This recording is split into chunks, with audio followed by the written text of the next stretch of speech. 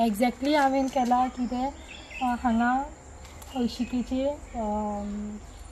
हळशिकेचें उदक आनी हळशीक म्हणजे कितें कितें जाता एक्झॅक्टली हळशिकेचें उदक म्हणजे घरांतले जे कितें न्हावपाचें आयदनांचें उदक म्हणजे सांडपाणी सोडता, सांडपाणी उदक सोडटा हांगा आनी हें तातूंत रावता आनी तेतूंत मच्छरां येता.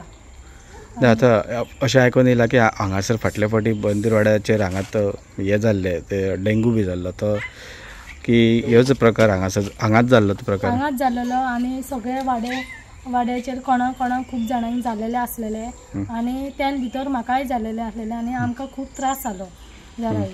आनी आतां बीन तशेंच जराई खूब येता म्हणजे सकाळच्यो रातच्यो आनी रातचे खूब वास येता, अशी घाण वास येता.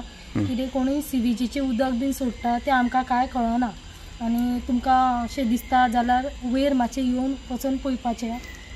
आसा तो फक्त पावस येता तेन्ना पावसाचें उदक वचपा खातीर न्हंयेन सोडपा खातीर तो केलेलो.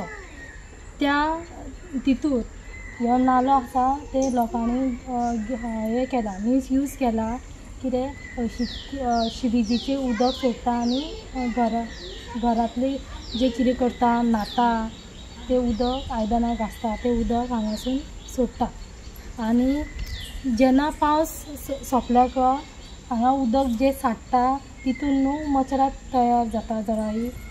ते लोकांक खूब त्रास जाता आनी ह्या जराईन डेंग्यू मलेरिया जाल्लो आसा.